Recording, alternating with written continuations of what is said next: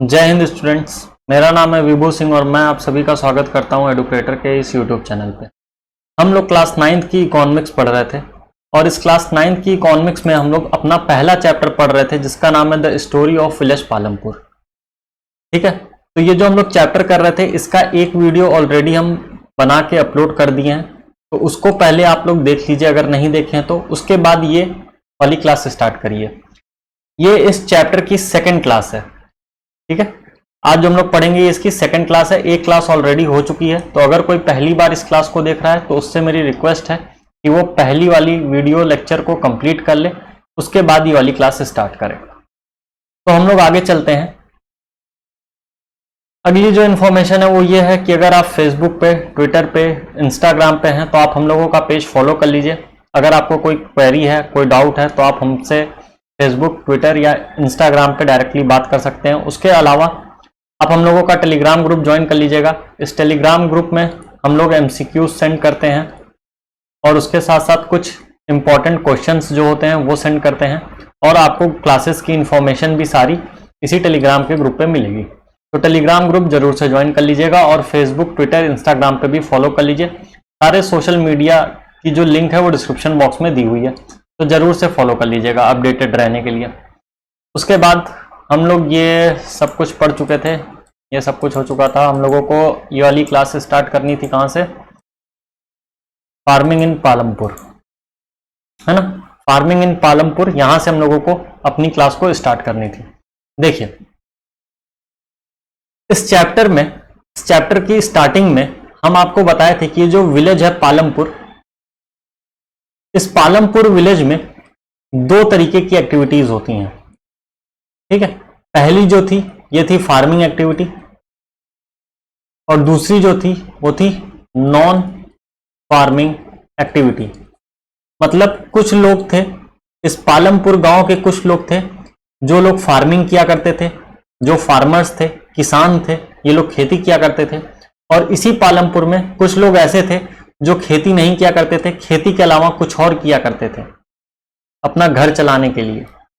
ठीक है, तो जो लोग खेती कर रहे हैं उनको रखा जाएगा फार्मिंग एक्टिविटीज में, और जो लोग खेती नहीं कर रहे हैं, जो लोग किसानी नहीं कर रहे हैं, जो लोग फार्मर नहीं, उनको रखा जाएगा नॉन फार्मिंग एक्टिविटी में। तो जो अगली टॉपिक हम लोगों की वो कौन सी है? वो है फार्मिंग इन पालमपुर। यानी जो पालमपुर गांव है इसमें फार्मिंग किस तरीके से होती है, फार्मिंग में क्या क्या रिसोर्सेज लगते हैं, ये सारी चीजें हम लोग इस टॉपिक में पढ़ेंगे। देखिए, सबसे पहली चीज जो है फार्मिंग इन पालमपुर, इस टॉपिक में हम लोगों को पालमपुर जो गांव था, जो हम लोग का हाइपोथेटिकल गांव है पालमपुर, इस पूरे गांव में किस तरीके से फार्मिंग हो रही है, पालमपुर में किस तरीके से फार्मिंग होती है, इस पालमपुर की फार्मिंग में लेबर कहां से आते हैं, किसके पास कितना खेत है, किस तरीके की क्रॉप उगाई जाती है, कौन से प्रोसेस से क्रॉप उगाई जाती है ना, कितने फार्मर हैं इस पालमपुर गांव में, जो उगाया जा रहा है, जो प्रोड्यूस हो रहा है वो खुद लोग कंज्यूम कर रहे हैं या किसी को बेच रहे हैं, ये सारी चीजें इस टॉपिक में हम लोगों को पढ़नी है। तो इस टॉपिक की जो सबसे पहली सब टॉपिक है वो है लैंड इज फिक्स्ड। ठीक है, जो इस टॉपिक की पहली सब टॉपिक है वो क्या है? Land is fixed. अब देखिए, हम लोगों को मालूम है कि जो लैंड होता है, जो जमीन है, लैंड एक नेचुरल रिसोर्स है ना। लैंड क्या है? एक नेचुरल रिसोर्स है। हम लोगों को मालूम है नेचुरल रिसोर्स हमेशा फिक्स्ड रहता है। नेचुरल रिसोर्स क्या है? फिक्स्ड रहता है। हम लोग ये भी बोल सकते हैं कि लैंड भी फिक्स है ना। जमीन तो ऐसा नहीं कि आप बढ़ा देंगे, जमीन धरती पे जितनी है उतनी ही जमीन रहेगी, है ना। तो लैंड जो है फिक्स है और लैंड एक नेचुरल रिसोर्स है। ठीक है, और हम लोग इसी चैप्टर के स्टार्टिंग में ये भी पढ़े थे कि जो पालमपुर गांव है, जो विलेज है पालमपुर, यहां की मेन एक्टिविटी क्या है? यहां के लोग, इस पालमपुर गांव के जो लोग हैं, ये यहाँ की मेन एक्टिविटी या यहाँ के लोग क्या करते हैं? तो ज्यादातर लोग यहाँ पे फार्मिंग में डिपेंड है ना। इस पालमपुर गांव के ज्यादातर लोग किस चीज में है? फार्मिंग में इन्वॉल्व है। अगर बात करें पूरे पालमपुर गांव की तो 75% पॉपुलेशन पूरे गांव की पूरे गांव की 75% पॉपुलेशन जो है ये लोग फार्मिंग एक्टिविटी पे डिपेंड है। ठीक है, फार्मिंग एक्टिविटी पे गांव की 75% पॉपुलेशन जो है फार्मिंग पे डिपेंड है। अब किस तरीके से फार्मिंग पे डिपेंड है ये देखिए, इस 75% में से कुछ लोग फार्मर हैं, जो लोग खेती कर रहे हैं, किसानी कर रहे हैं, किसान हैं, और इसी 75% में से कुछ लोग वो हैं जो फार्म लेबर हैं, यानी कुछ ऐसे हैं जो डायरेक्टली खेती करवाते हैं और कुछ ऐसे हैं जो कि खेतों में काम करके एग्रीकल्चर से जुड़े हुए हैं। कुछ तो किसान हैं जो डायरेक्टली खेती करा रहे हैं। इस 75% में से कुछ तो डायरेक्टली किसान हैं जो फार्मिंग करवाते हैं, और कुछ कौन है, फार्म लेबर है जो कि खेतों में जाके काम करते हैं किसान के यहां। तो पूरे गांव के 75% लोग जो है फार्मिंग में इन्वॉल्व हैं, जिसमें से कुछ फार्मर है और कुछ फार्म लेबर है। ठीक है, अब देखिए, हाँ अभी अभी हम लोग ये चीज पढ़े हैं, अभी अभी हम लोग क्या पढ़े हैं कि जो लैंड है, जो जमीन है, ये क्या रहती है, ये फिक्स्ड है। ये क्या है, ये फिक्स्ड है। जमीन को हम लोग बढ़ा घटा नहीं सकते हैं। जितनी धरती पे जमीन है, जमीन उतनी रहेगी, ना तो बढ़ेगी ना तो घटेगी। ठीक है, हुआ क्या, ध्यान से सुनिएगा। इस पालमपुर गांव में होता क्या है, बात है 1960 की। कब की बात है, 1960 में होता क्या है, इस पालमपुर गांव में 1960 में इस पालमपुर गांव में बहुत सारी जो अनकल्टिवेटेड लैंड रहती हैं, गांव की बहुत सारी ऐसी जमीन जिसमें कोई खेती नहीं हो रही है, जो कि अनकल्टिवेटेड है, जहां पे कोई भी फार्मिंग एक्टिविटी नहीं हो रही है, उन सभी जमीनों को 1960 में उन सभी जमीनों को कन्वर्ट कर दिया जाता है फार्मिंग में, या फिर कल्टीएबल लैंड में, यानी ऐसा लैंड जिसमें खेती हो रही है।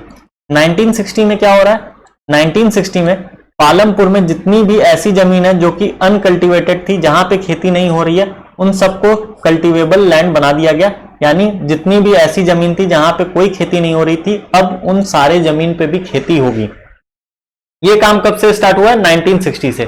पालमपुर में 1960 में जितनी भी ऐसी जमीन थी जहां कोई खेती नहीं हो रही थी, उन सारे जगह पे खेती स्टार्ट कर दी गई थी 1960 में। अब देखिए 1960 के बाद से 2022 तक, यानी जो आज का टाइम चल रहा है, बुक में लिखा है कि 1960 के बाद से अब तक कोई भी नई लैंड फार्मिंग में नहीं आई है। कोई भी लैंड अब फार्मिंग में नहीं आई है, यानी जितनी लैंड फार्मिंग में आनी थी वो सारी लैंड 1960 तक आ चुकी है फार्मिंग में। 1960 के बाद से कोई भी ऐसी लैंड को फार्मिंग लैंड में नहीं कन्वर्ट किया गया है, या कोई भी ऐसी जमीन नहीं है 1960 के बाद से पालमपुर गांव में जिसको कल्टीवेबल लैंड बनाया गया है। यानी जो पालमपुर गांव है वहां पे जितनी भी जमीन थी, सारी जमीन 1960 तक में ही क्या कर दी गई है, कल्टीवेबल लैंड बना दी गई है। उसके बाद से कोई भी जमीन वहां की कल्टीवेबल लैंड नहीं बनी है। ठीक है, तो इस टॉपिक में बस इतना था। अब चलते हैं हम लोग अपने अगले टॉपिक पे। अगला टॉपिक क्या है, is there a way one can grow more from the same land. Topic क्या कह रहा है, ध्यान समझिए। मान लीजिए कोई एक फार्मर है, ठीक है, ये एक फार्मर है पालमपुर का, ये एक किसान है पालमपुर का, और इस फार्मर के पास ये एक लैंड है। ये क्या है, लैंड है, फील्ड है जहां पे ये खेती करता है, जहां पे ये क्या कर रहा है, अपने क्रॉप्स को लगाता है, उगाता है। टॉपिक क्या कह रहा है, टॉपिक ये कह रहा है कि क्या कोई ऐसा तरीका है, क्या कोई ऐसा तरीका है जिससे ये फार्मर जो है अपने इस लैंड में, ये फार्मर अपने इस लैंड में ज्यादा कुछ उगा पाए। ठीक है, क्या कह रहा है ये टॉपिक, क्या कोई ऐसा तरीका है जिससे ये फार्मर अपने उस जमीन में ज्यादा से ज्यादा क्रॉप उगा पाए। ठीक है, टॉपिक सिंपल सा यही कह रहा है। अब देखिए इस चीज को समझिए अच्छे से। अगर बात करें हम लोग पालमपुर की, ठीक है, पालमपुर में जितनी भी जमीन थी सारी जमीन में खेती हो रही है। जितनी भी ऐसी जमीन थी जहां जहां खेती हो सकती थी 1960 के बाद में उन सारी जमीन पे खेती हो रही है। मतलब पालमपुर में अब कोई ऐसी जमीन नहीं बची है जहां पे और ज्यादा खेती हो सकती है।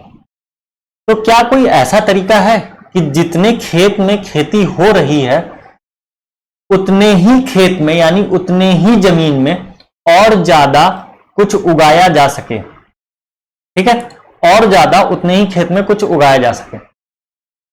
इस चीज को समझने के लिए हम लोगों को पहले समझना पड़ेगा पालमपुर में खेती कौन कौन सी होती थी। ठीक है, देखिए सबसे पहली बात क्या है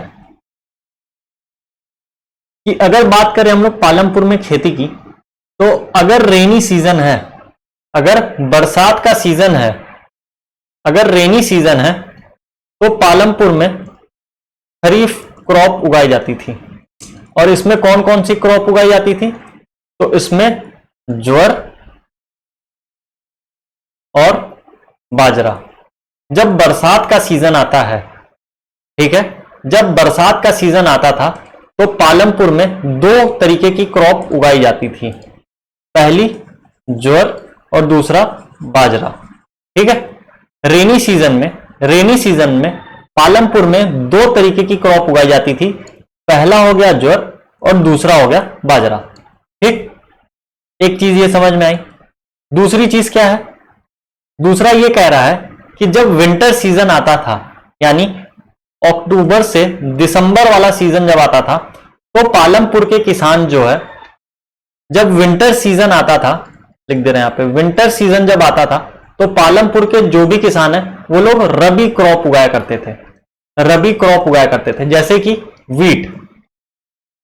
ठीक है, तो पालमपुर के किसान क्या करते थे, जब भी जब भी रेनी सीजन आता था, बरसात का मौसम आता था, तो पालमपुर में ज्वार और बाजरा उगाया जाता था। और जब भी ठंडी का सीजन आता था, विंटर का सीजन आता था, तो रबी क्रॉप उगाई जाती थी यानी कि वीट उगाया जाता था। ठीक है, तो ये दो तरीके की क्रॉप पालमपुर के किसान लोग उगाया करते थे।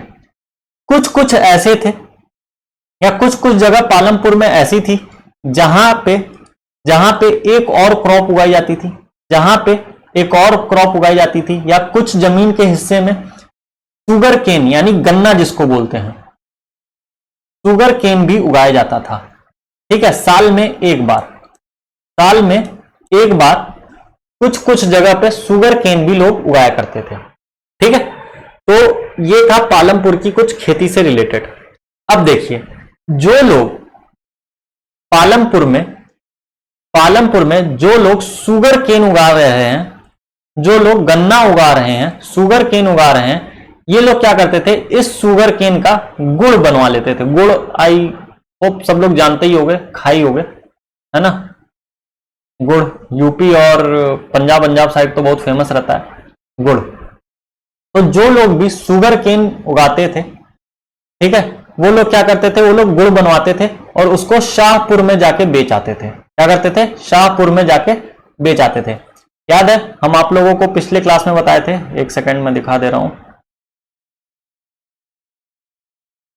किधर गया,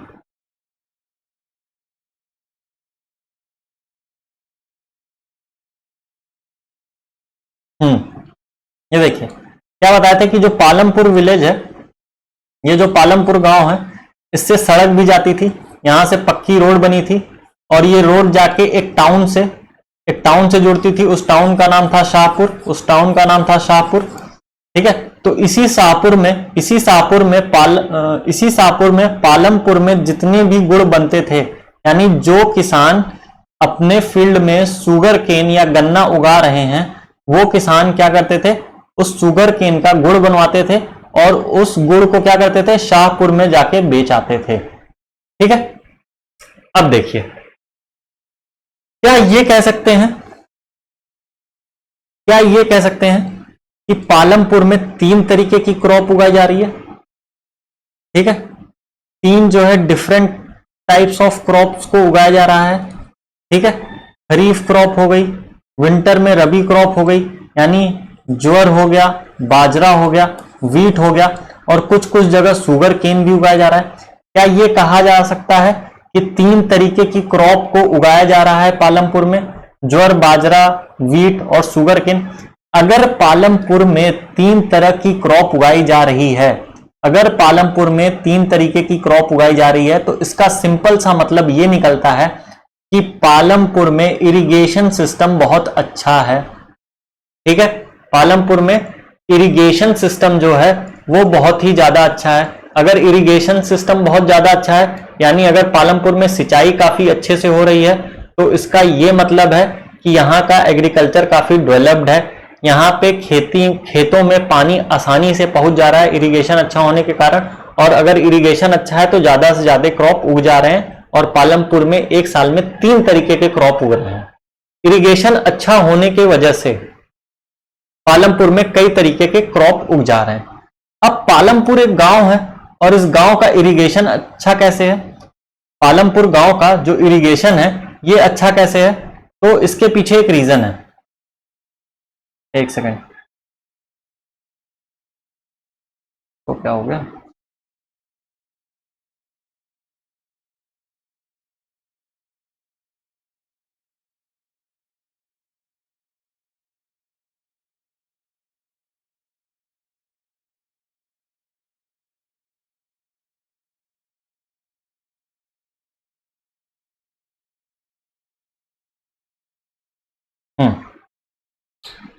अगर पालमपुर में 3 डिफरेंट टाइप के क्रॉप्स उगाए जा रहे हैं, तो इसका ये मतलब है कि यहाँ का एग्रीकल्चर काफ़ी ज़्यादा डेवलप है।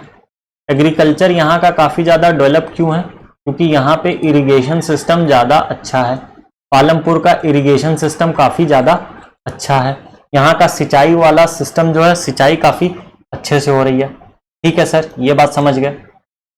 अब देखो, अगर पालमपुर का इरिगेशन अच्छा है तो क्या कारण हो सकता है कि पालमपुर का इरिगेशन सिस्टम ज्यादा अच्छा हो?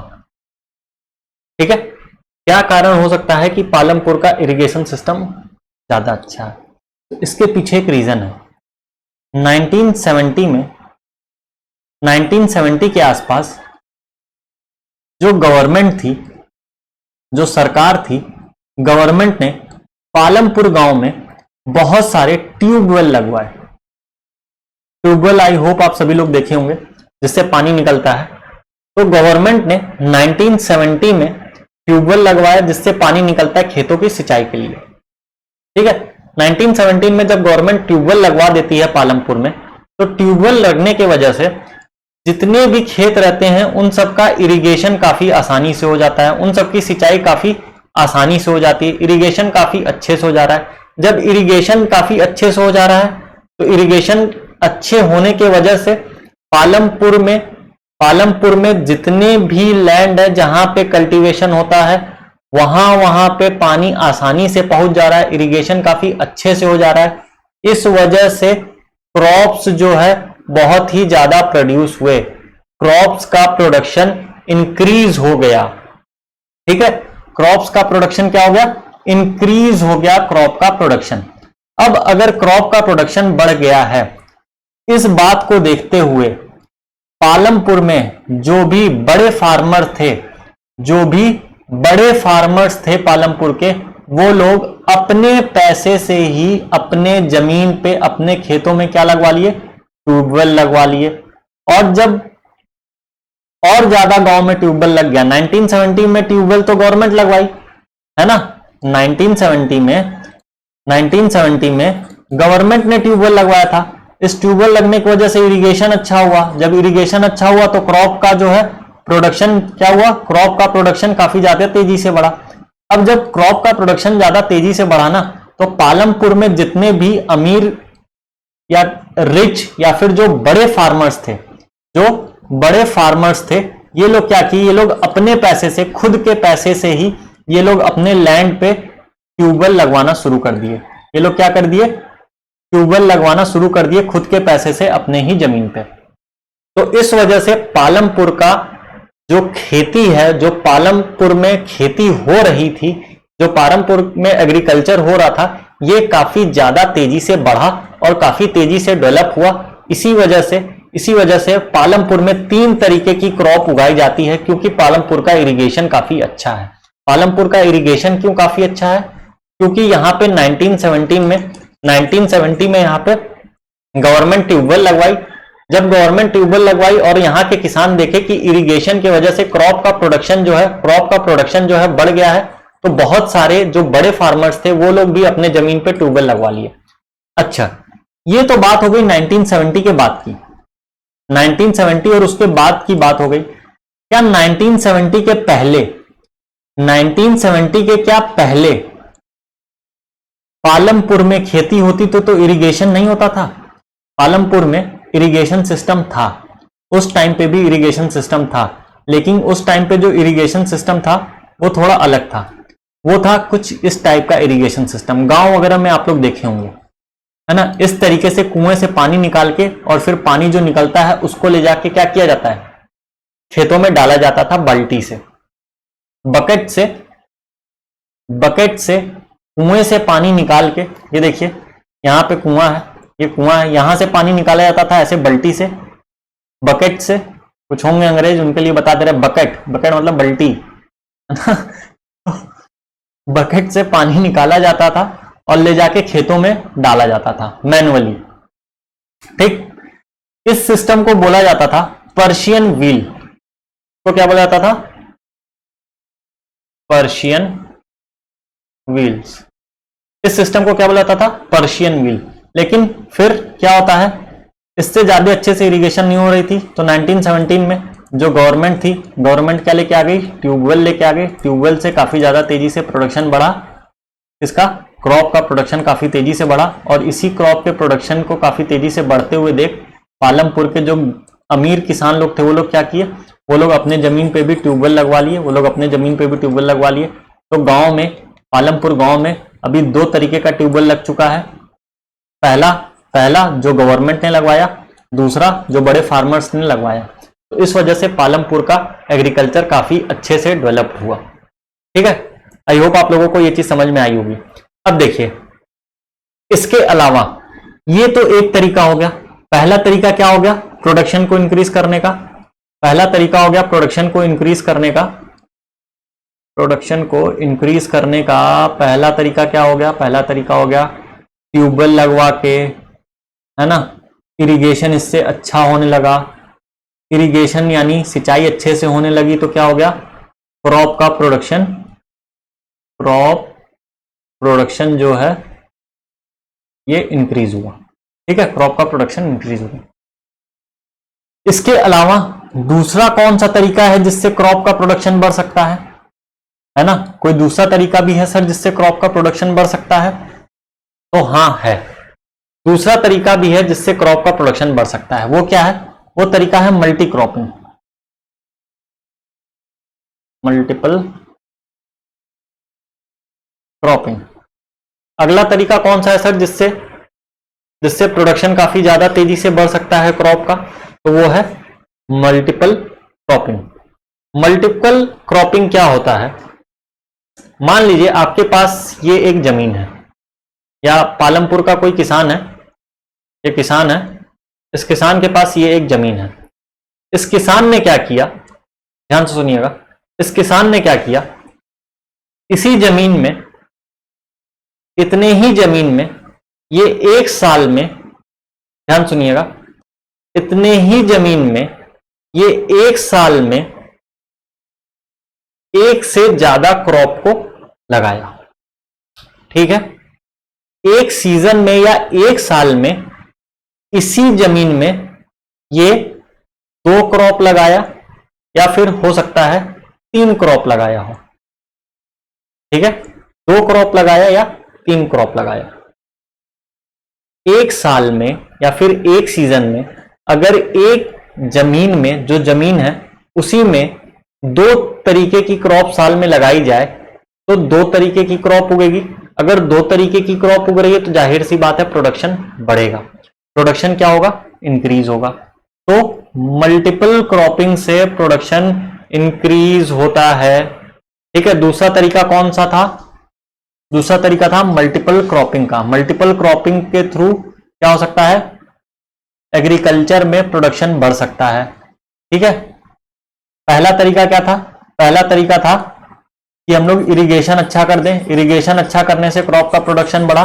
दूसरा तरीका क्या है? मल्टीपल क्रॉपिंग कर दें, यानी एक साल में एक ही जमीन पे 2 या 3 तरीके की क्रॉप उगा लें, तो उससे भी प्रोडक्शन क्या होगा? क्रॉप का इंक्रीज होगा। ठीक है, ये दोनों प्रोसेस आप लोगों को समझ में आ गया होगा किस तरीके से क्रॉप का प्रोडक्शन इंक्रीज कर सकते हैं। अब तीसरा तरीका भी एक है जिससे क्रॉप का प्रोडक्शन बढ़ा सकते हैं, है ना। एक तीसरा और सबसे इंपॉर्टेंट तरीका भी है जिससे हम लोग क्रॉप का प्रोडक्शन बढ़ा सकते हैं। वो क्या है? वो तरीका है मॉडर्न फार्मिंग का। मॉडर्न फार्मिंग मेथड्स के थ्रू। ठीक है, पहला तरीका क्या था? फिर से सुन लीजिएगा। पहला तरीका प्रोडक्शन को इंक्रीज करने का इरिगेशन है। दूसरा तरीका मल्टीपल क्रॉपिंग है। तीसरा और सबसे इंपॉर्टेंट, मोस्ट इंपॉर्टेंट तरीका क्या है क्रॉप के प्रोडक्शन को इंक्रीज करने का? Modern farming method. Modern farming method का यूज करते हुए हम लोग क्रॉप के प्रोडक्शन को इंक्रीज कर सकते हैं। अब ये मॉडर्न फार्मिंग मेथड क्या होता है? ध्यान से सुनिएगा।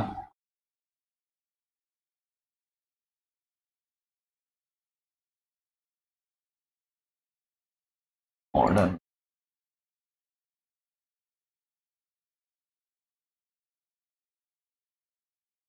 देखिए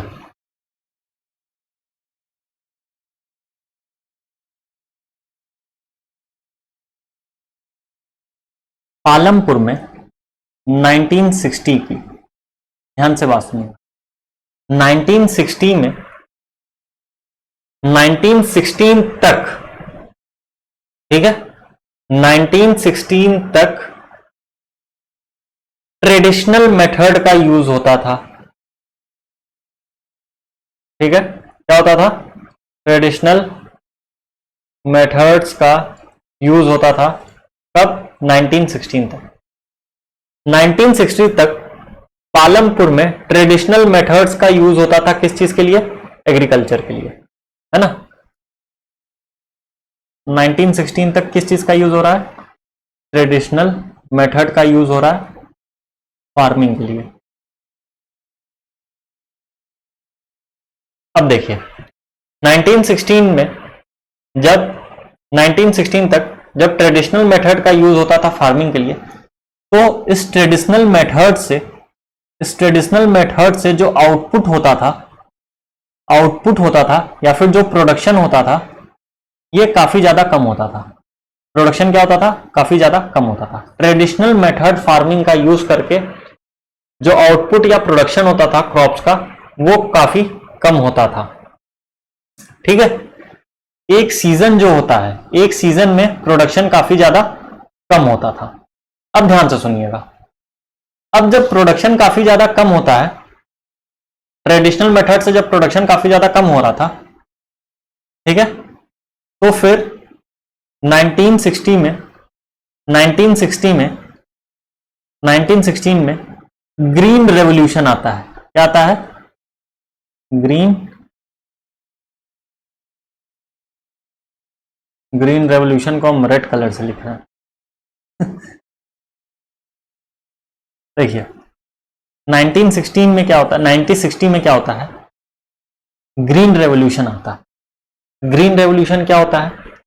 ग्रीन रेवोल्यूशन में यह बोला जाता है कि अब से हम लोग वीट और राइस, ग्रीन रेवोल्यूशन में यह बोला जाता है कि अब से हम लोग इंडिया में वीट का और राइस का प्रोडक्शन इंक्रीज करेंगे। वीट और राइस का प्रोडक्शन इंक्रीज करने का प्लान रहता है ग्रीन रेवोल्यूशन में। ठीक है, कर तो देंगे वीट और राइस का प्रोडक्शन ज्यादा, लेकिन कैसे करेंगे? क्वेश्चन क्या आया कि वीट और राइस का प्रोडक्शन ज्यादा करना है, वो तो कर दिया जाएगा, नो डाउट वो कर लेंगे, इंडिया के फार्मर्स बहुत अच्छे हैं, वो कर लेंगे, लेकिन कैसे करेंगे सर, तरीका तो बताइए। तो कहा गया कि ग्रीन रेवोल्यूशन में हम लोग HYV सीड्स का यूज करेंगे। क्या करेंगे ग्रीन रेवोल्यूशन में हम लोग? HYV सीड्स का यूज करेंगे। अब ये HYV क्या है? H से हो गया हाई, Y से हो गया यील्डिंग, V से हो गया वैरायटी और seeds. High yielding variety seeds यानी ऐसे सीड्स जो ज्यादा प्रोडक्शन दें। ठीक है, ऐसे सीड्स जो ज्यादा प्रोडक्शन दें। बोला गया ठीक है, HYV सीड का यूज करके हम लोग ज्यादा प्रोडक्शन कर लेंगे। ग्रीन रेवोल्यूशन में यह बात बोली गई कि व्हीट और राइस का प्रोडक्शन हम लोगों को इंक्रीज करना है। पूछा गया कैसे इंक्रीज करना है, तो बोला गया कि HYV सीड्स का यूज करते हुए हम लोग प्रोडक्शन करेंगे। बोला गया ठीक है, और कुछ बताइए। इसमें एक चीज और बोली गई कि HYV सीड का जब हम लोग यूज करेंगे इससे प्रोडक्शन तो बढ़ जाएगा। इससे क्या हो जाएगा? इससे प्रोडक्शन जो है वो तो इंक्रीज हो जाएगा, पर इस प्रोडक्शन को इंक्रीज करने के लिए HYV सीड्स का जब हम लोग यूज करेंगे, हाई यील्डिंग वैरायटी सीड्स का जब हम लोग यूज करेंगे, इससे प्रोडक्शन तो काफी ज्यादा बढ़ जाएगा। लेकिन अगर हम लोग इस सीड का यूज कर रहे हैं तो इस सीड्स में हम लोगों को इरिगेशन बहुत ज्यादा करनी पड़ेगी। हम लोगों को खेतों में पानी बहुत ज्यादा देना पड़ेगा। क्या करना पड़ेगा? अगर हम लोग HYV सीड का यूज कर रहे हैं तो उससे प्रोडक्शन बढ़ जाएगी, नो डाउट, लेकिन हम लोगों को इरिगेशन ज्यादा करना पड़ेगा। ये किस चीज में बोला गया? ये 1916 में जब ग्रीन रिवॉल्यूशन आया तब बोला गया। ठीक है, अब क्या HYV सीड यूज करने के लिए हम लोगों को इरिगेशन ज्यादा करना पड़ेगा? बिल्कुल हाँ सर, करना पड़ेगा, अभी बताया गया। HYV सीड का यूज करेंगे तो हम लोगों को इरिगेशन ज्यादा करना पड़ेगा, तभी HYV सीड का यूज होगा और हम लोग ज्यादा व्हीट और राइस उगा पाएंगे। ठीक है सर, कहना क्या चाहते हैं? कहना हम ये चाहते हैं, ध्यान से सुनना सब लोग, कहना हम ये चाहते हैं कि 1960 में गवर्नमेंट बोली HYV सीड्स का यूज करना है जिससे प्रोडक्शन ज्यादा होगा। ठीक है सर, प्रोडक्शन ज्यादा होगा, समझ में तो आ गया। फिर यह भी बताया गया कि HYV सीड्स का जब हम लोग यूज करेंगे तो इसमें इरिगेशन ज्यादा करना पड़ेगा। हाँ ठीक है, इरिगेशन ज्यादा करना पड़ेगा। अगर ज्यादा इरिगेशन करना पड़ रहा है तो क्या ये पॉसिबल रहेगा कि किसान बल्टी से निकाल के पानी ले जाके खेतों में दे? क्या ये पॉसिबल रहेगा किसान को कि वो बल्टी से पानी निकाल के ले जाके खेतों में दे, जैसा यहां पे दिखाया गया था? क्या ये पॉसिबल रहता? क्या ऐसे ले जाके पानी देना पॉसिबल रहता? ज्यादा पानी देना नहीं, इस पर्शियन व्हील से पॉसिबल नहीं था। इसीलिए गवर्नमेंट जो है 1970 में, इसीलिए गवर्नमेंट जो है पालमपुर में 1970 में गवर्नमेंट क्या करती है? ट्यूबवेल लगवाती है। 1960 में यह बोला जाता है कि अब से हम लोग क्या करेंगे? HYV सीड्स का यूज करेंगे। HYV सीड्स के यूज करने में हम लोगों को इरिगेशन ज्यादा करना पड़ेगा। इरिगेशन ज्यादा कैसे कर पाएंगे? तो बोला गया कि ट्यूबवेल लगवाइए, हर गांव में ट्यूबवेल लगवाइए। तो इसी वजह से ट्यूबवेल लगवाया गया 1970 में गवर्नमेंट के द्वारा। कहां पे? पालमपुर में। ठीक है, कॉन्सेप्ट समझ में आया? अब रटने की जरूरत नहीं पड़ेगी इसको। ठीक, तो हुआ क्या कि जब ग्रीन रेवोल्यूशन आया तो गवर्नमेंट हर जगह ट्यूबवेल लगवाई, इरिगेशन ताकि अच्छे से हो। अगर इरिगेशन ज्यादा अच्छे से होगा तभी HYV सीड्स जो होगी वो प्रोडक्शन ज्यादा देगी। और जब HYV सीड्स का यूज करेंगे तो व्हीट और राइस काफी ज्यादा इनका प्रोडक्शन होगा। इसी को बोला गया था ग्रीन रेवोल्यूशन। ठीक है, अब देखिए, इरिगेशन करने के साथ साथ, एक सेकेंड, इरिगेशन करने के साथ साथ इरिगेशन करने के साथ साथ इरिगेशन करने के साथ साथ हम लोगों को खेतों में केमिकल फर्टिलाइजर्स का भी यूज करना पड़ेगा। केमिकल फर्टिलाइजर्स का यूज करना पड़ेगा। यह बोला गया कि अगर हम लोग HYV सीड्स का यूज करते हैं इससे प्रोडक्शन बढ़ जाएगा। प्रोडक्शन बढ़ेगा कैसे? ज्यादा अच्छे से इरिगेशन करने से। ठीक है, इरिगेशन तो ज्यादा अच्छे से कर दिया जाएगा, नो डाउट, अच्छी बात है, हो जाएगा इरिगेशन। लेकिन इरिगेशन के साथ साथ हम लोगों को क्या करना पड़ेगा? कुछ केमिकल वाले फर्टिलाइजर, कुछ केमिकल वाले खाद जो है खेतों में डालने पड़ेंगे, तब जाके हम लोगों का प्रोडक्शन बढ़ेगा। बोला गया कि ठीक है, केमिकल फर्टिलाइजर्स भी हम लोग डाल देंगे। फिर बोला गया कि एक और चीज डालनी है। पूछा गया क्या? तो बोला गया पेस्टिसाइड्स। ठीक है, क्या करना पड़ेगा? पेस्टिसाइड्स भी हम लोगों को ज्यादा से ज्यादा डालना पड़ेगा, यानी कुछ दवाएं छिड़कनी पड़ेगी खेतों में जिससे कि पेड़ पौधों पे कीड़े न पड़े। होता क्या था 1960 के पहले फार्मर्स जो किसान रहते थे ये लोग अपने खेत को अच्छे से खेती कर दिया करते थे, लेकिन इन खेतों में कीड़े लग जाते थे, इन खेतों में इंसेक्ट्स आ जाते थे, कीड़े लग जाते थे, और जो कीड़े लगते थे वो पूरे खेत को खराब कर देते थे और कोई भी प्रोडक्शन नहीं होता था। प्रोडक्शन क्या होता था? कम हो जाता था। तो ग्रीन रेवोल्यूशन जब आया, ग्रीन रेवोल्यूशन में यह बोला गया कि इसी प्रॉब्लम को सॉल्व करने के लिए, जो कीड़े आके पूरी फसल को खराब कर देते हैं, इसी प्रॉब्लम को सॉल्व करने के लिए हम लोगों को खेतों में क्या करना पड़ेगा? पेस्टिसाइड्स डालना पड़ेगा। ठीक है, कुछ दवाएं छिड़कनी पड़ेंगी जिससे इंसेक्ट्स जो हैं वो आके खेतों में लगी फसल को खराब ना करें। ठीक है, और उसके साथ साथ हम लोगों को क्या करना पड़ेगा? कुछ केमिकल फर्टिलाइजर्स भी डालने पड़ेंगे जिससे क्रॉप को एक्स्ट्रा मिनरल मिले, जिससे क्रॉप को क्या मिले? एक्स्ट्रा मिनरल्स मिले, और क्रॉप जो है ज्यादा तेजी से ग्रो करे। और अगर क्रॉप ज्यादा तेजी से ग्रो करेगा तो प्रोडक्शन अपने आप बढ़ जाएगा। ठीक है, प्रोडक्शन क्या हो जाएगा? अपने आप इंक्रीज हो जाएगा। ठीक है, अब देखिए क्या ये बोला गया था, एक चीज और समझ लीजिए, क्या ये बोला गया था कि जो HYV सीड्स होंगी इनको जो है इरिगेशन ज्यादा चाहिए, बिल्कुल बोला गया था।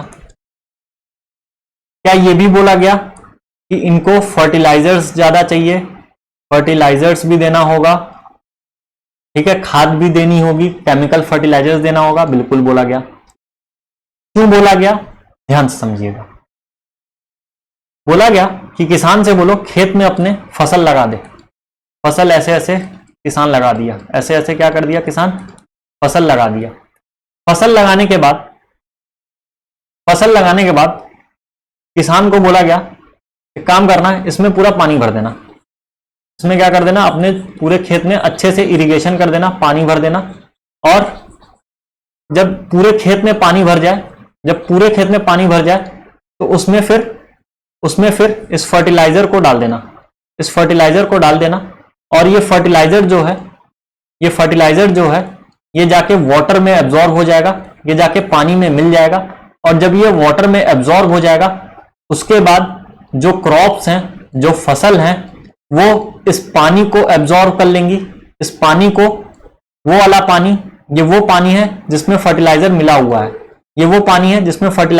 है, इस पानी को क्रॉप्स एब्जॉर्ब कर लेंगी, और क्रॉप्स जब पानी को एब्जॉर्ब करेंगी अपने जड़ से तो क्रॉप्स के अंदर मिनरल्स पहुंचेंगे, जो फर्टिलाइजर्स में रहते हैं, केमिकल वाले मिनरल्स पहुंचेंगे, और क्रॉप ज्यादा तेजी से ग्रो करेगा। इसलिए HYV सीड्स में इरिगेशन और फर्टिलाइजर का मेन रोल होता है। आई होप आप लोगों को ये एकदम अच्छे से समझ में आ गया होगा। ठीक है, अब देखिए आगे क्या है। आगे ये है कि जब 1960 में ये आया, ठीक है, बहुत इंपॉर्टेंट चीज है ये। अब जो बताने जा रहे हैं बहुत इंपॉर्टेंट चीज है, इसको अलग कलर से लिख देते हैं, ब्लैक कलर से लिख रहे हैं, ठीक है। इसमें खूब चांद तारा सितारा लगा लेना जहां पे पॉइंट लिखना नोट्स में अपने। 1960 में जब ग्रीन रेवोल्यूशन आया, 1960 में जब ग्रीन रेवोल्यूशन आया तो उस टाइम पंजाब, हरियाणा और वेस्टर्न यूपी के, हरियाणा के और पंजाब के जो किसान थे, इन तीनों जगह के पंजाब, हरियाणा और वेस्टर्न यूपी के जो किसान थे, ये लोग इन जगह के लोग सबसे पहले फार्मर बने, फर्स्ट फार्मर्स बने जो कि मॉडर्न फार्मिंग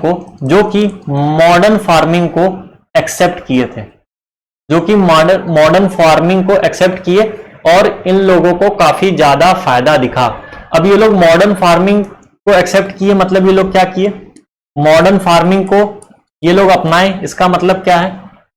इसका मतलब ये है कि जो भी फार्मर्स थे पंजाब के, हरियाणा के और वेस्टर्न यूपी के, ये फार्मर्स लोग ट्यूबवेल का यूज किए, है ना, ये लोग खूब ट्यूबवेल्स का यूज किए, खूब इरिगेशन किए, ये लोग HYV सीड्स का यूज किए, इसके साथ ये लोग केमिकल फर्टिलाइजर्स का भी यूज किए, है ना, ये लोग क्या किए, केमिकल फर्टिलाइजर्स का भी यूज किए, उसके साथ साथ ये लोग पेस्टिसाइड्स का भी यूज किए, है ना, अपने प्लांट्स को, अपने क्रॉप्स को बचाने के लिए कीड़ों से। उसके साथ साथ ये लोग काफी ज्यादा मशीनरी का भी यूज किए एग्रीकल्चर में, जैसे कि ट्रैक्टर्स का, जैसे कि हार्वेस्टर का, जैसे कि थ्रेसर का।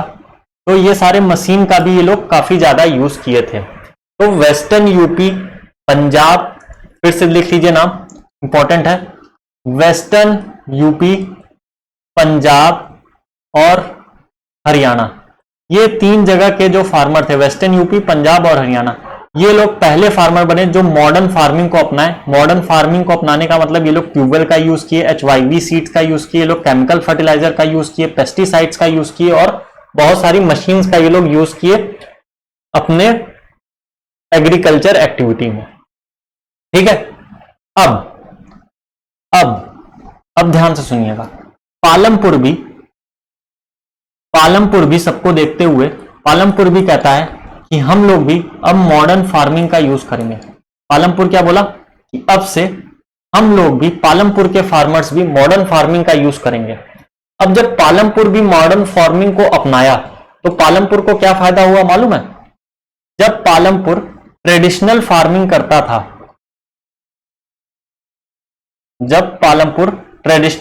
करता था, तो ये लोग 130 kg वीट्स उगाया करते थे पर हेक्टेयर में। एक हेक्टेयर में ये लोग 1300 kg वीट का ये लोग उगाया करते थे। कौन से मेथड से? ट्रेडिशनल मेथड से। कौन से मेथड से? ट्रेडिशनल मेथड से। पर जब पालमपुर के लोग मॉडर्न फार्मिंग को अपनाए,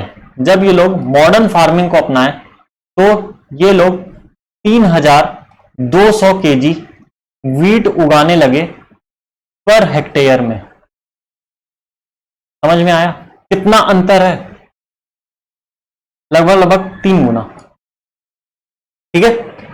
तो 1300 kg से 3200 kg तक का डिफरेंस, इतना ज्यादा डिफरेंस आता है मॉडर्न फार्मिंग का यूज करते हुए। तो अगर आप लोग कभी गांव जाइएगा अपने, तो गांव में जो किसान होंगे उनको एक बार जरूर समझाइएगा कि वो लोग भी मॉडर्न फार्मिंग का यूज करें। देखिए, पढ़ाई का मतलब तभी रहता है आपके लाइफ में जब आप पढ़ाई से कुछ सीखते हैं और सामने वाले को कुछ समझाते हैं। अपना पढ़ा हुआ अगर आप अपने लाइफ में इंप्लीमेंट करते हैं तभी आपके पढ़ाई का कोई मतलब है। तो मेरी आप सभी से रिक्वेस्ट रहेगी कि आप जब भी अपने गांव जाएं, आप लोग पढ़े लिखे हैं, गांव के जो किसान हैं हो सकता है वो उतने पढ़े लिखे ना हो, मैं ये नहीं कह रहा हूं कि पढ़े लिखे नहीं हो सकते, हो सकता है वो उतने पढ़े लिखे ना हो।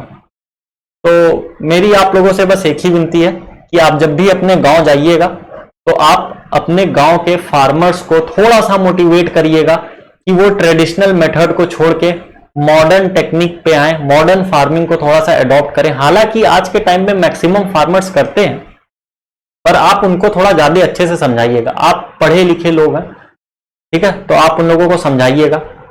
देश के किसान पूरे देश में जितने लोग रहते हैं सबका पेट भरते हैं, सबको खाने के लिए अवेलेबल करते हैं, तो आप लोगों की भी जिम्मेदारी बनती है कि आप लोग उनकी रिस्पेक्ट करें और उन लोगों को अगर आप कुछ सीखे हैं तो सिखाएं, ठीक है। तो मेरी बस यही विनती है कि आप लोग जब भी जाइएगा अपने गांव या कहीं पे भी, तो इस चीज को आप अपने गांव वालों, गांव के किसानों को या गांव में जो भी खेती कर रहा है उसको जरूर एक बार समझाइएगा। बाकी आगे उनका मन है, पर आपका काम है समझाना, आप जरूर एक बार समझाइएगा, ठीक है। अब हम लोग आगे चलते हैं। ये टॉपिक हम लोगों की खत्म हो गई। अब अगली जो टॉपिक है हम लोगों की वो कौन सी है? Will land sustain. अगली टॉपिक क्या है? Will land sustain.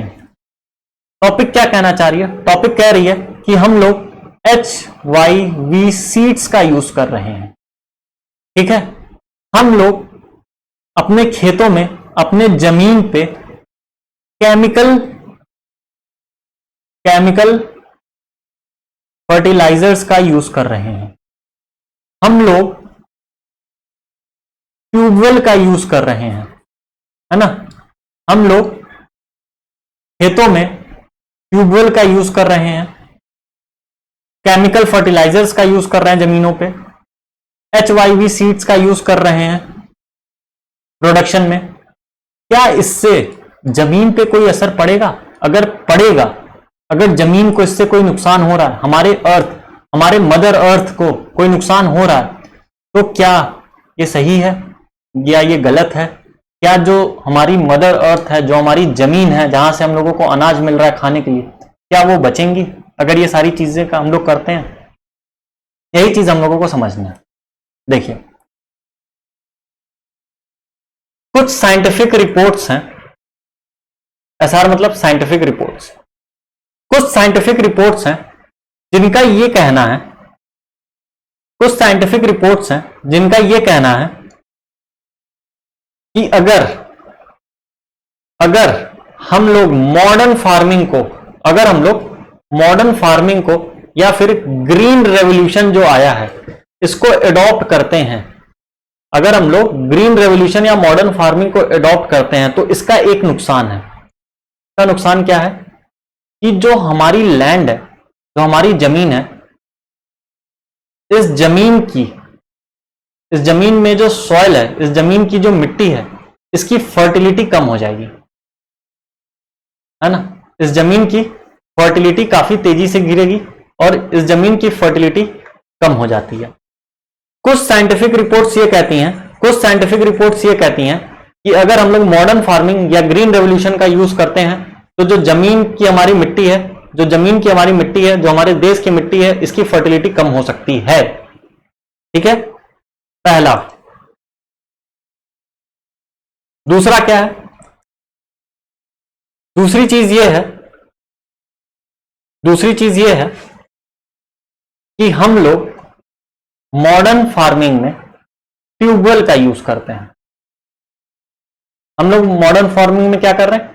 ट्यूबवेल का यूज कर रहे हैं। इस मॉडर्न फार्मिंग में जब हम लोग ट्यूबवेल का यूज कर रहे हैं तो इस ट्यूबवेल के यूज करने से ट्यूबवेल जो है ग्राउंड वाटर को, जो जमीन के अंदर हमारे पानी है, उस पानी को निकालता है बाहर और खेतों में और हमारे लैंड में, खेतों में जहां पे क्रॉप लगी है वहां पे गिराता है, वहां पे पानी पहुंचाता है। और बहुत ज्यादा पानी चाहिए। मॉडर्न फार्मिंग जो है उसमें क्या चाहिए? बहुत ज्यादा पानी चाहिए। अभी बताएं पीछे। तो ट्यूबवेल इतना ज्यादा जो ग्राउंड वाटर का पानी निकाल रहा है और खेतों में दे रहा है, इससे वाटर का वेस्टेज ज्यादा हो रहा है। क्या हो रहा है? वाटर का वेस्ट जो है ज्यादा हो रहा है। इससे हमारा पानी का नुकसान हो रहा है और जो ग्राउंड वाटर है, जो जमीन के अंदर का पानी है, ये कम होता जा रहा है। ये क्या हो रहा है? ये डिक्रीज होता जा रहा है, ये कम होता जा रहा है। तो ये दो नुकसान है किस चीज के? मॉडर्न फार्मिंग या HYV सीड्स के प्रोडक्शन को लेके। ये दो नुकसान है। पहला, हमारे सॉइल की फर्टिलिटी कम हो सकती है, लेकिन अभी इसका भी तरीका निकल आया है कि किस तरीके से फर्टिलिटी को बचा के रखना है ना। इसका तरीका भी निकल गया है कि आप ज्यादा फर्टिलाइजर का मत यूज करिए, कुछ टाइम के लिए जमीन को खाली छोड़ दिए ताकि उसकी फर्टिलिटी इंक्रीज हो जाए। ऐसे ऐसे बहुत सारे तरीके हैं जो बताए गए हैं, ठीक है। तो पहला नुकसान ये होता है मॉडर्न फार्मिंग का कि सॉइल की फर्टिलिटी जो है ये कम हो जाती है, और दूसरा नुकसान ये होता है जो ग्राउंड वाटर है, जो जमीन के अंदर का पानी है, ये कम होता जाता है, डिक्रीज होता जाता है, और इसमें वाटर वेस्टेज बहुत ज्यादा होता है, ठीक है। तो आई होप आप लोगों को ये वाली टॉपिक समझ में आई होगी। अब हम लोग चलते हैं अपने अगले टॉपिक की तरफ। अगला टॉपिक है how is land distributed between the farmers of Palampur. Palampur के जो भी किसान हैं और पालमपुर में जो भी जमीन है, पालमपुर में जितनी भी जमीन है और पालमपुर में जितने भी किसान हैं, इन लोगों के बीच में जमीन किस तरीके से बटी है। देखिए, अगर हम लोग बात करें तो हम लोग जानते हैं लैंड जो है वो फिक्स है, लैंड फिक्स है, और लैंड एक बहुत ही इंपॉर्टेंट फैक्टर है, इंपॉर्टेंट फैक्टर है प्रोडक्शन के लिए, इंपॉर्टेंट फैक्टर है प्रोडक्शन के लिए। बता चुके हैं, कल की क्लास में भी ये बात बताए थे, आज भी बता रहे हैं। तो जो जमीन है, जो लैंड है, ये एक बहुत इंपॉर्टेंट फैक्टर है प्रोडक्शन के लिए। एग्रीकल्चर में तो बेसिक काफी ज्यादा इंपॉर्टेंट फैक्टर है प्रोडक्शन के लिए। तो पालमपुर में जितनी भी जमीन है वो किस तरीके से बांटी गई है पालमपुर के लोगों में, या किस तरीके से बटी है पालमपुर में वहां की जमीन है। देखिए, जो पालमपुर की जमीन है ना, जो भी पालमपुर की जमीन है, वो पूरी जमीन 450 फैमिलीज के बीच में बटी है। ये भी हम बताए थे कि पालमपुर में 450 फैमिली रहती हैं, पिछले क्लास में बताए थे। इन 450 फैमिलीज के बीच में पालमपुर की जमीन बटी हुई है। किस तरीके से, ध्यान से देखिएगा। इस 450 में से 150 लोग 150 लोग ऐसे हैं, इस 450 में से 150 लोग ऐसे हैं जिनके पास कोई लैंड नहीं है। ये लोग लैंडलेस हैं, इनके पास कोई भी जमीन नहीं है। इन 450 में से 150 लोग ऐसे हैं जिनके पास कोई जमीन नहीं है। फिर इस 450 में से 60 लोग ऐसे हैं, 60 फैमिलीज ऐसी हैं जिनके पास 10 हेक्टेयर से भी ज्यादा जमीन है। 60 फैमिलीज ऐसी हैं जिनके पास 10 हेक्टेयर से भी ज्यादा जमीन है।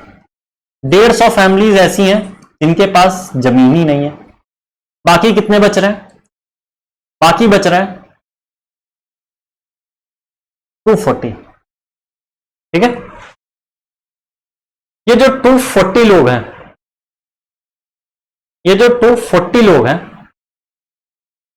ये लोग कौन है? ये ऐसे लोग हैं जिनके पास सिर्फ 2 हेक्टेयर के आसपास जमीन है।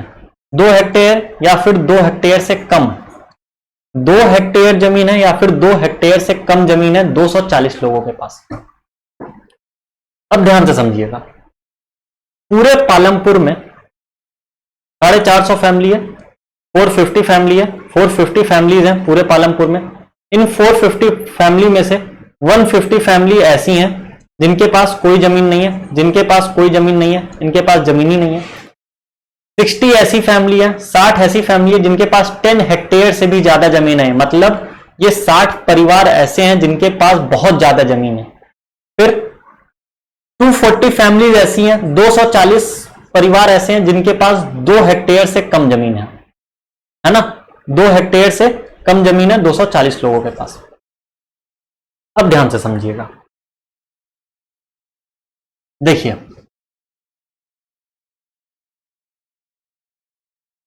पूरे पालमपुर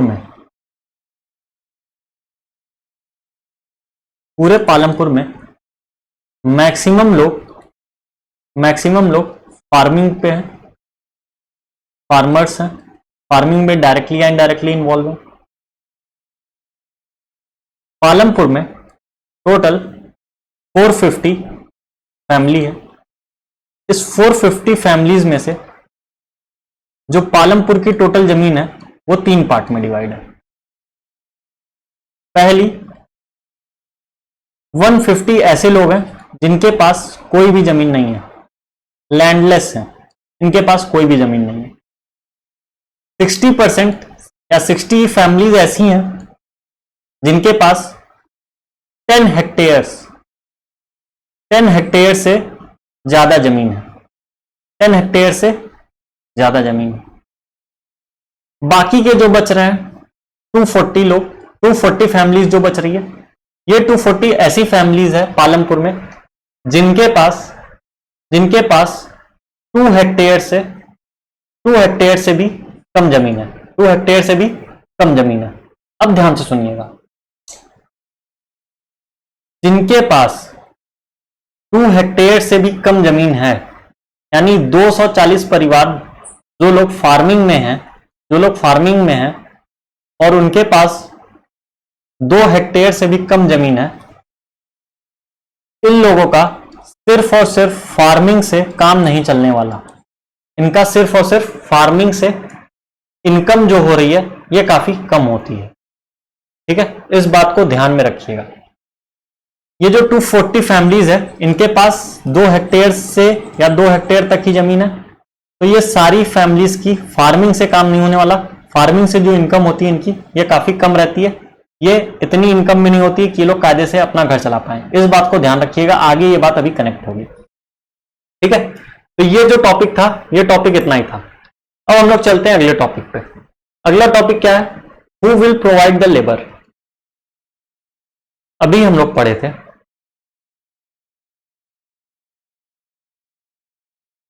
पालमपुर में मैक्सिमम लोग क्या कर रहे हैं, मैक्सिमम लोग किस चीज पे डिपेंड है? फार्मिंग पे डिपेंड। ठीक है, जब पालमपुर के मैक्सिमम लोग फार्मिंग पे ही डिपेंड है, तो खेतों में काम करने के लिए लेबर कहां से आएंगे? खेतों में काम करने के लिए लेबर कहां से आएंगे? यही ये क्वेश्चन पूछ रहा है। जो 5वां टॉपिक है वो क्वेश्चन यही पूछ रहा है कि लेबर कहां से आएंगे अगर सारे लोग, मैक्सिमम लोग पालमपुर में खेती में ही इन्वॉल्व हैं तो। अब देखिए, हम लोग पढ़े थे कि लैंड के बाद फैक्टर ऑफ प्रोडक्शन पढ़े थे। फैक्टर ऑफ प्रोडक्शन में क्या था? इसमें सबसे पहला लैंड था। ठीक है, लैंड के बाद जो अगला सबसे इंपॉर्टेंट फैक्टर ऑफ प्रोडक्शन था वो क्या था? लेबर था। वो क्या था? लेबर था। ठीक है, तो लैंड के बाद, जमीन के बाद जो सबसे इंपॉर्टेंट फैक्टर ऑफ प्रोडक्शन होता है वो क्या होता है? लेबर होता है। ठीक है, वो क्या होता है? लेबर होता है। अब ध्यान से समझिएगा, पालमपुर के कुछ farmers, some farmers of Palampur, Palampur के कुछ फार्मर्स जो हैं, पालमपुर के कुछ फार्मर खुद, वो फार्मर और उनके साथ साथ उनके फैमिली मेंबर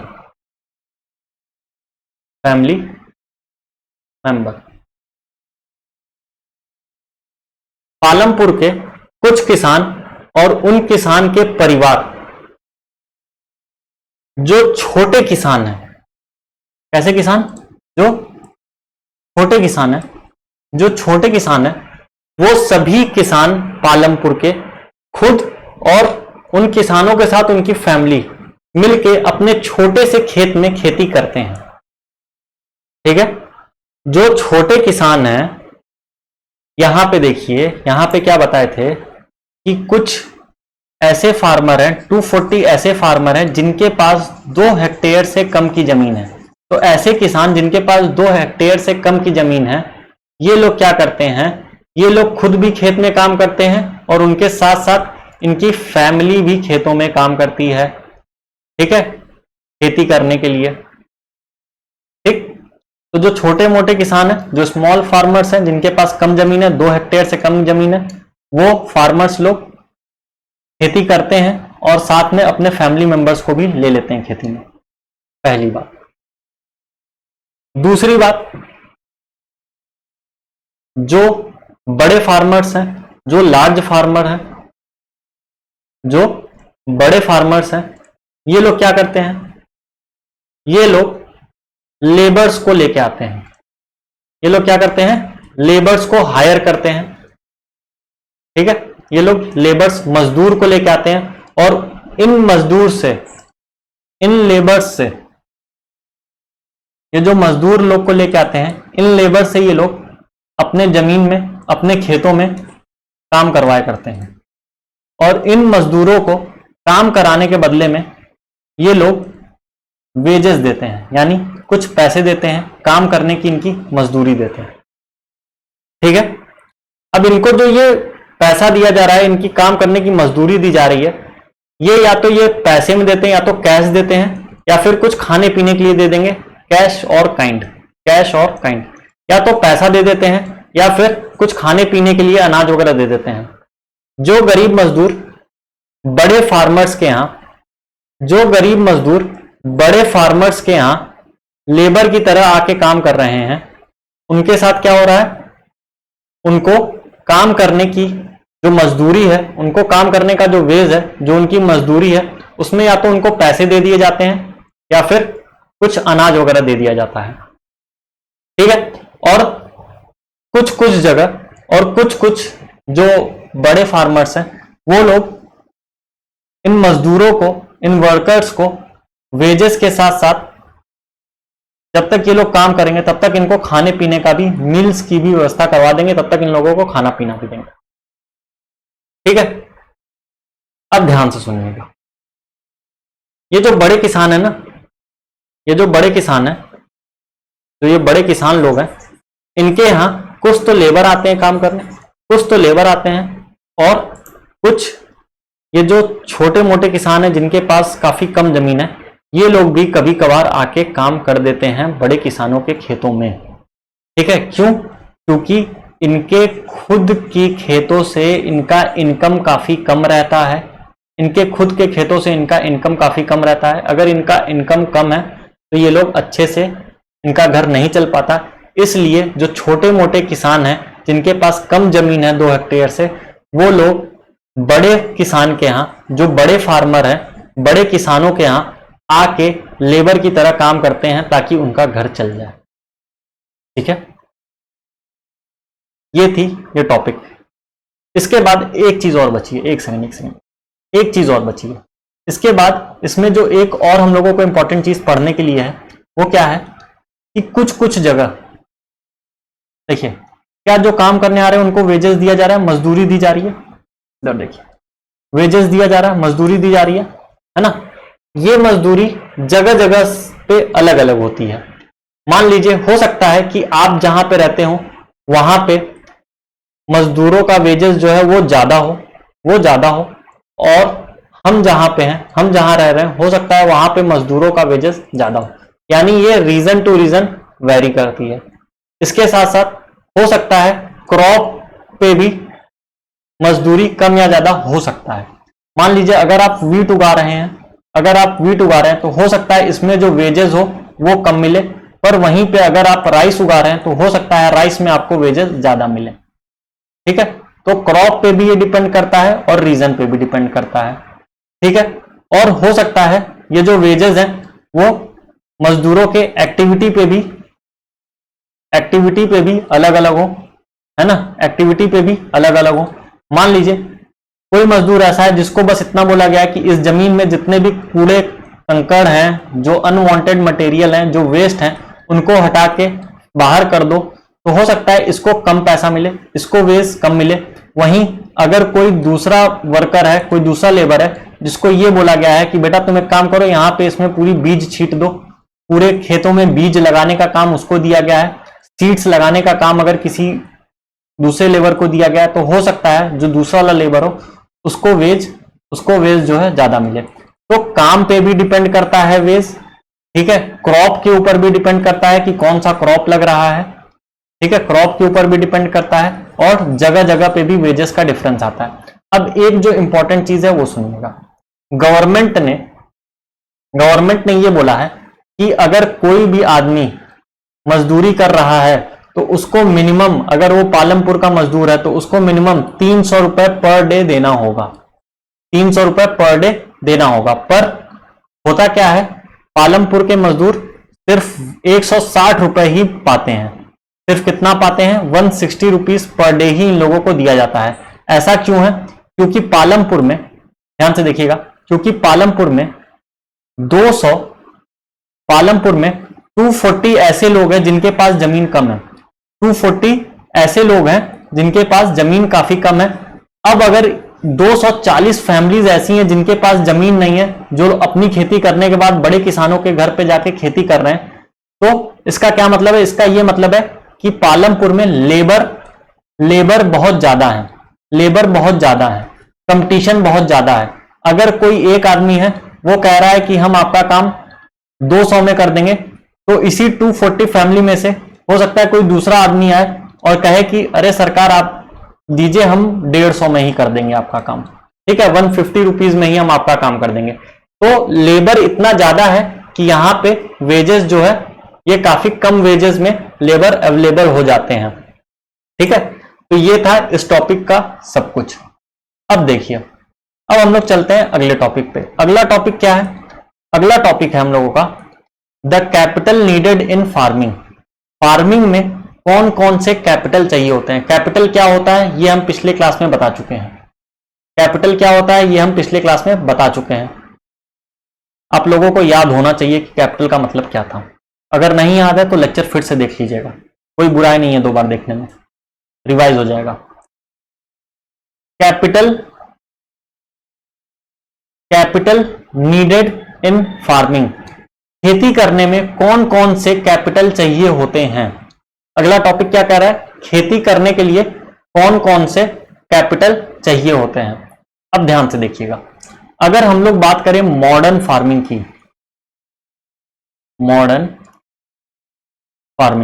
अगर हम लोग बात करें मॉडर्न फार्मिंग की, तो मॉडर्न फार्मिंग में ज्यादा कैपिटल चाहिए। मॉडर्न फार्मिंग में जो कैपिटल होगा, मॉडर्न फार्मिंग का जो कैपिटल होगा ये ज्यादा होगा। क्यों? क्योंकि मॉडर्न फार्मिंग में हम लोगों को पहला तो HYV सीड्स चाहिए, है ना।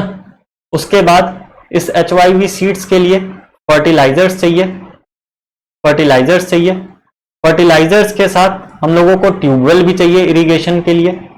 उसके बाद हम लोगों को दवा भी चाहिए, है ना। ये सारी चीज चाहिए तो ज्यादा पैसा लगेगा। वहीं पे इन सारे चीजों के साथ साथ मॉडर्न फार्मिंग में हम लोगों को ट्रैक्टर चाहिए, बड़ी बड़ी मशीनें चाहिए, ट्रैक्टर चाहिए, थ्रेसर चाहिए, हार्वेस्टर चाहिए। ये बड़ी बड़ी मशीनें हैं जो खेती में यूज होती है। तो harvester, thresher, tractor, HYV seeds, fertiliser, tubewell, ये सारी चीजें चाहिए मॉडर्न फार्मिंग में। तो मॉडर्न फार्मिंग में क्या होता है? मॉडर्न फार्मिंग में जो कैपिटल रहता है वो ज्यादा लगता है। मॉडर्न फार्मिंग में कैपिटल ज्यादा लगता है, पहली चीज। दूसरी चीज क्या है? दूसरी चीज ये है कि अगर हम लोग बात करें छोटे फार्मर्स की, जो स्मॉल फार्मर्स हैं, ये छोटे फार्मर्स क्या करते हैं? ये छोटे फार्मर्स की कैपिटल रिक्वायरमेंट क्या है? ध्यान से देखिए, छोटे फार्मर्स जो है ये पैसे उधार पे ले लेते हैं, पैसे को ये लोग बोरो कर लेते हैं, ठीक है, अपने कैपिटल के लिए। यानी इनको अगर कोई चीज खरीदना है, अगर ये जो छोटे मोटे किसान हैं इनको अगर सीड्स खरीदना है, ठीक है, तो ये पैसे उधार ले लेंगे किसी बड़े किसान से, ये पैसे उधार ले लेंगे, ठीक है, किसी लार्ज फार्मर से, किसी बड़े किसान से ये लोग पैसे उधार ले लेंगे, या फिर ये किसी जमींदार टाइप आदमी से जाके पैसे ले लेंगे, है ना,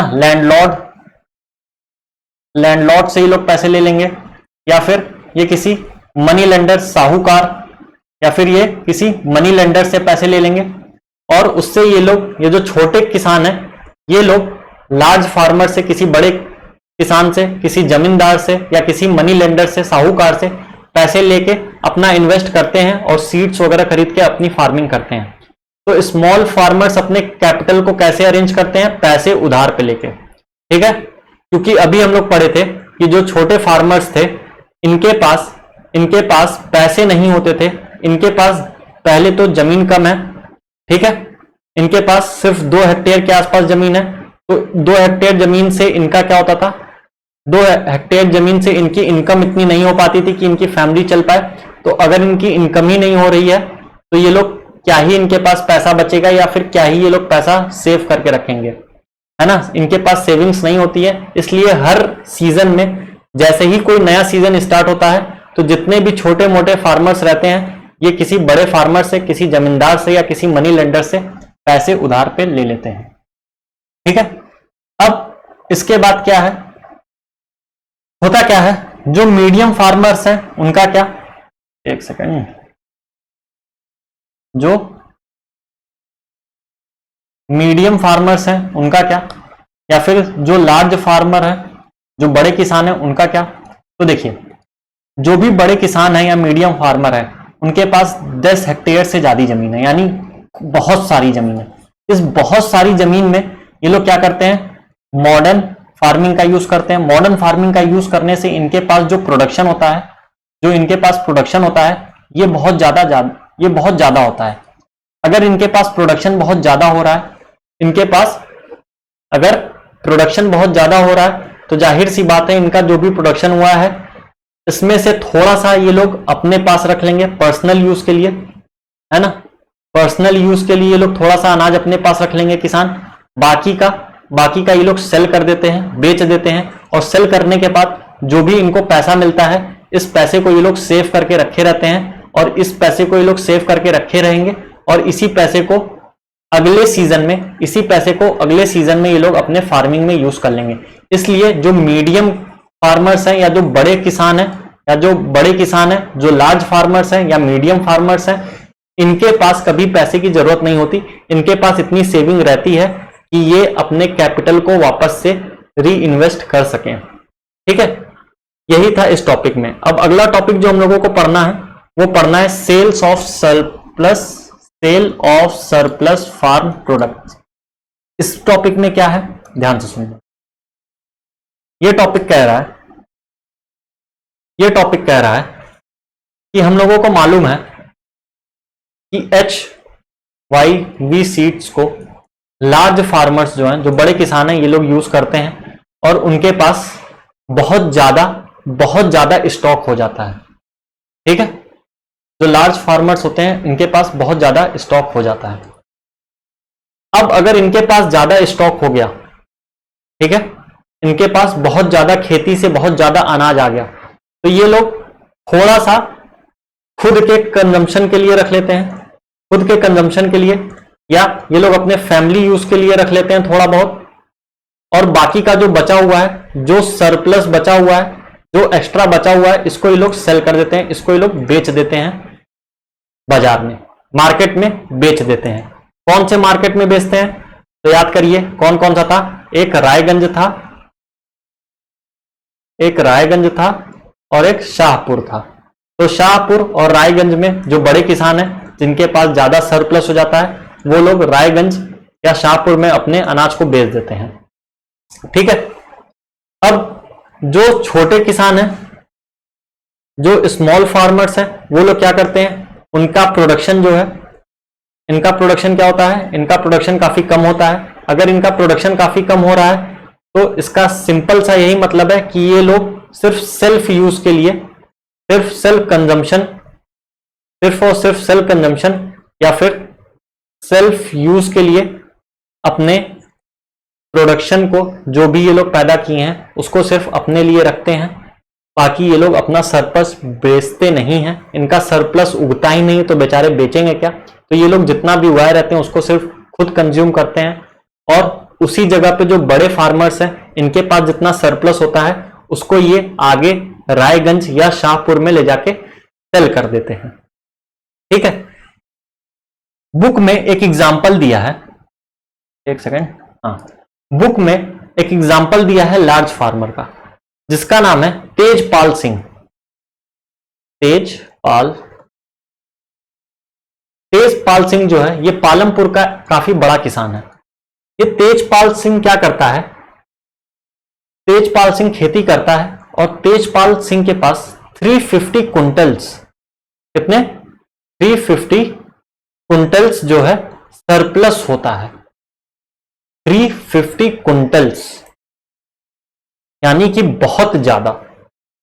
तो ये जो तेजपाल है इसके पास जितना सरप्लस होता है यानी 350 क्विंटल को ये क्या करता है, ये जो है मार्केट में बेच देता है। कहां की मार्केट में, या तो रायगंज की मार्केट में या तो शाहपुर के मार्केट में। और उससे ये जो बेचा उससे जो तेजपाल के पास पैसा आ रहा है ना, इस पैसे से क्या करता है, इस पैसे से तेजपाल जो है या तो बैंक में जमा कर देता है, वो पैसा तेजपाल या तो बैंक में जमा कर देता है, या फिर वो जो छोटे मोटे फार्मर है, स्मॉल फार्मर है, उनको दे देता है और इनसे स्मॉल फार्मर से बहुत ज्यादा इंटरेस्ट लेता है, इनसे बहुत ज्यादा इंटरेस्ट लेता है। और क्या करता है इस पैसे से, ये इस पैसे को क्या करता है, फिक्स्ड कैपिटल खरीदने में यूज करता है। फिक्स्ड कैपिटल खरीदने में यूज करता है। फिक्स्ड कैपिटल क्या होता है बता चुके हैं। फिक्स्ड कैपिटल यानी जैसे कि ट्रैक्टर या बड़ी बड़ी मशीन्स खरीदने में या टूल्स वगैरह खरीदने में ये यूज करता है अपने पैसे को। और इसके साथ साथ ये थोड़ा सा पैसा सेव करके रख लेता है, ये थोड़ा सा पैसा सेव करके रख लेता है ताकि नेक्स्ट सीजन में जब अगला सीजन होगा तो उसमें इस पैसे को ये यूज करेगा HYV सीड्स को खरीदने में। ठीक है, तो पालमपुर की जितनी भी खेती से रिलेटेड था, जितना भी फार्मिंग एक्टिविटीज से था, पालमपुर की जो भी फार्मिंग एक्टिविटी से रिलेटेड सब कुछ था, ये सब कुछ हम लोग एकदम डिटेल में पढ़ चुके हैं। अब अगली क्लास जो होगी इस चैप्टर की, उस क्लास में हम लोग क्या पढ़ेंगे, नॉन फार्मिंग एक्टिविटी के बारे में पढ़ेंगे पालमपुर की। पालमपुर में कौन कौन सी नॉन फार्मिंग एक्टिविटी होती है ये हम लोग पढ़ेंगे। उसके बाद ये जो तीसरा पार्ट होगा ये इस चैप्टर का आखिरी पार्ट होगा। इसके बाद हम लोग सेकंड चैप्टर पे चलेंगे, फिर सेकंड चैप्टर पढ़ने के बाद थर्ड चैप्टर पढ़ेंगे, थर्ड चैप्टर पढ़ने के बाद फोर्थ चैप्टर पढ़ेंगे और उसके बाद क्लास 9th की इकोनॉमिक्स हम लोगों की खत्म हो जाएगी। तो मिलते हैं हम लोग नेक्स्ट क्लास में, तब तक के लिए टाटा बाय बाय, जय हिंद।